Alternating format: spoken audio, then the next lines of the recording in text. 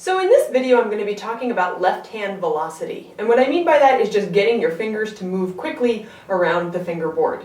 When I'm talking about to my students, they want to play fast. How do you play fast? Well, the two secrets I always emphasize are: one, keep it small, and by that I mean keep your fingers really close, and this would have to do with your bow too, right? Small little bow strokes if you're going to be playing quickly, but today we're just talking about this. So keep your fingers, your movement's very small. You don't want your fingers flying up. Secret number one, then, keep it small. Secret number two, keep it loose, all right? So if you've got any tension, if you're squeezing, it's going to slow you down considerably. So just keeping those two things in mind, I want to talk about a couple different exercises you could do to develop this velocity in your left hand. One exercise is called Cossman, although, Cossman wrote this technique book. The way I do this exercise is actually not how it is in the book. So if you want to get the book, go for it, do it the official real way. This is the way that was introduced to me by Hans-Jürgen Jensen many, many summers ago, and in fact, it's possible that I'm not even really remembering his version correctly. But this is how I've been doing it for years, and it works for me, seems to work for my students. I will write this fingering pattern in the little comment box or the description box there below the video, so if you don't catch it when I'm saying it, don't worry. Basically it goes like this though. I'm going to start in fourth position, alright, and so my first finger's on an E, and I'm going to play first slowly, 1, 4, 3, 4, 1, 4, 3, 4. I do that pattern 4 times, then 1, 4, 2, 4. That pattern 4 times. 1, 3, 2, 3. 1, 2, 3, 4. 4, 3, 2, 1. Okay, so that is the pattern. Now you'll notice I was doing it all on one slurred bow. At that tempo, it's kind of hard to control your bow that slowly, so you could break it up. There'd be absolutely no harm in that. Maybe just doing 2 and 2, perhaps like this. Change.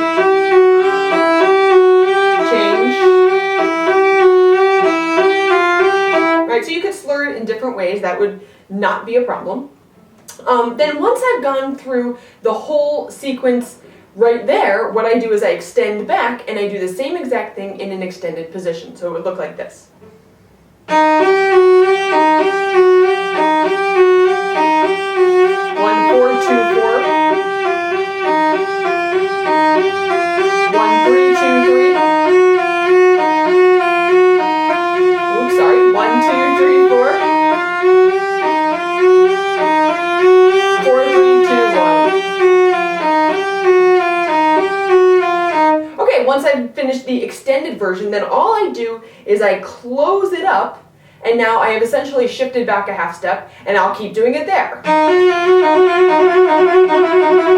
Okay, etc., etc. And so I can move back the fingerboard, just extending, playing extended position, close the extension, now I've shifted back, extend. And you'll probably find when you first start working on this that maybe you don't make it past here. And that is totally fine, because this is also working really on your endurance. To be able to play a long sequence of note fast like this can be tiring for the hand. So there's some strengthening that will probably have to happen. Although, if you notice that your hand's getting tired, consider that that might be an indication that you are squeezing. All right, and as I said, keeping it relaxed is a big deal when you are trying to play fast. All right, so I would have probably just practiced that with my metronome, I don't know, starting out at about 60 per one group of 4 notes. And I get really comfortable with it at that speed before I even start thinking about speeding it up. Now, one other technical thing I should mention that I'm doing is I'm using blocked fingers, okay? So when I play fourth finger, I have 4 fingers down. I'm not doing any of this, I'm not doing any of this, okay? 4 fingers are down, right? See it? As opposed to, or anything crazy like that. That leads to a lot of extra tension in the hand, because just to hold my fingers up like this, well, I'm holding, right? So that is tension right there. So let them just sit down on the string. They all kind of work together as a group.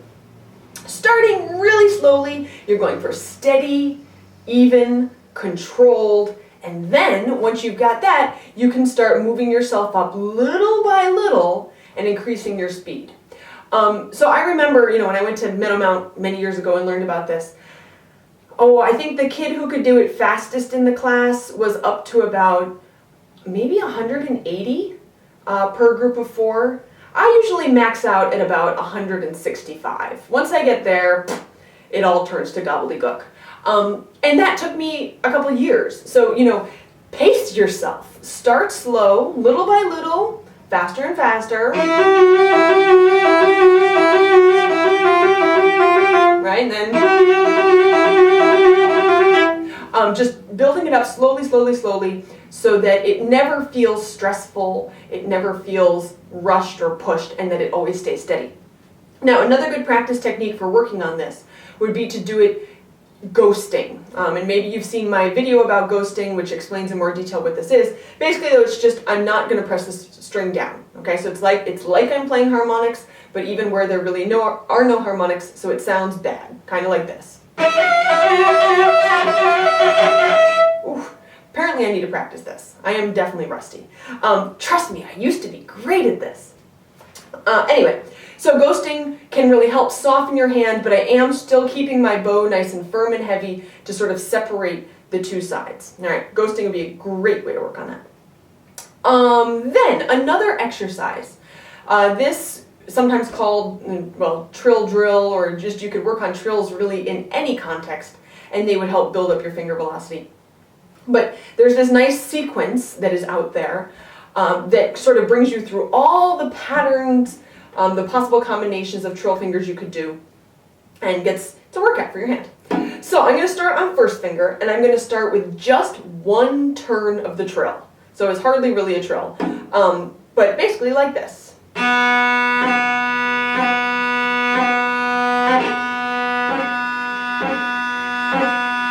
Okay, and what I'm trying to do is just touch the string and get off it as quickly as possible. And again, for a little more information about trills, I have a video about trills. You could watch that. That would explain how this actually works in a little more detail. But let me just run you through this fingering pattern. Okay, again, I will write it in that little box down there. So if you don't catch it first time, no worries. Starting on first finger with second finger, 1 and 2. I do this 4 times. Now I go to 1 and 3. Now 1 and 4. Now 2 and 3. 2 and 4. 3 and 4. 4 and 3. 4 and 2. Ooh. 4 and 1. 3 and 2. 3 and 1. 2 and 1. And you can do the open string too if you want. Doesn't hurt.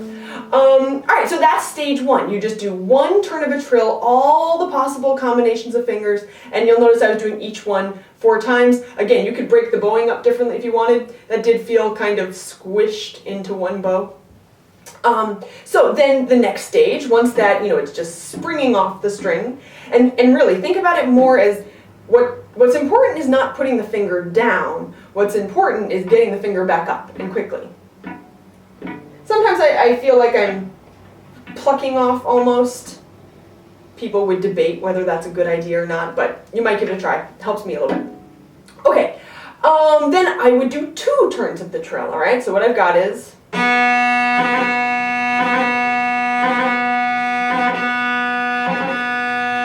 And same pattern all the way through the pattern till that feels pretty controlled and peppy. And then I would do 3 turns of the trill, so ba ya ya ya ya, or whatever. And then 4 turns of the trill, and then probably after that you can probably just, you don't need to go further than that really. 4 turns is enough. Anyway, so that, again, building up finger velocity. You want that soft, supple hand. If you notice your hand's getting tight or tense or tired, shake it out. Take a little break, maybe. You don't want to strain yourself. Okay, you could go overboard. You could hurt yourself. So don't. Final thing I wanted to talk about, just in terms of building up finger velocity, and this is not a complete set of all the exercises that are out there for working on this. There's certainly more, but this is at least a good start. When you actually have a passage in a piece, let's say a passage of 16th notes, whole bunch of them in a row, and your fingers are feeling a little klutzy, they're not as fast as you want, a couple different things you could try. One that I've mentioned in the past is sort of doing an add a note strategy, right? So let's say this passage I'm working on, I will start with just the first 2 notes, and I will play them as fast as I can, all right? So, pretty fast. I bet I could do it faster. There, that was even better. Crisp, clean, clear, I loved it. All right, so it was so good that I guess I get to add another note. Yeah, okay, that felt good. Now, so good that I get to add another note. Ooh, slow, bogged down, stinky. Let's try that one a few more times. Alright, and I'm trying to make this feel like one chunk. Alright, I don't want it to feel like 4 separate notes. I want it to feel as much as possible like one movement, one gesture. I'll be talking about that in a future video. Anyway, so that'd be one strategy. You can just add a note at a time, or maybe you don't want to do that for the whole passage, but at least do it, you know, for groups of 4 or 6 or 8 notes perhaps, and then put those together. Another popular strategy for working on these kind of long runs, a passage full of 16th notes, would be to do it in rhythms. Okay, so maybe I will do long, short, long, short, long, short, long, something like this.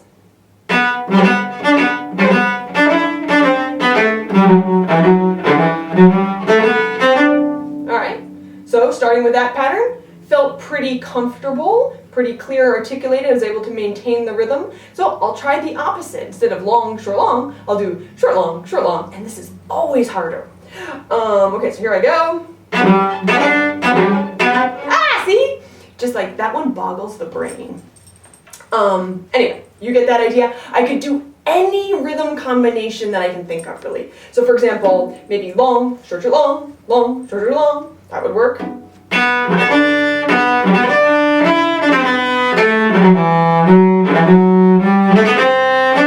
Okay, or there is no limit to what is possible on that. Can you see my dog? She's right there, and she's very cute. Go lay down. Okay, rhythms, Cossman, Trill drill, practicing the add a note strategy. I think that's about all I wanted to say, other than I forgot to mention with the Cossman, you know, we were doing it slurred. Great way to do it. We were just doing steady rhythms. You could also certainly, once you get, you know, a little comfortable with the pattern, you could do that in rhythms, or you could do that with separate bows. It makes it a lot harder. So if you're, you know, if you get great at it and you need a new challenge, try something like that, either in a different rhythm or with some separate bows or interesting bowing pattern. Can be good really for the coordination of both hands once you get into that sort of thing. All right, thank you very much and have fun.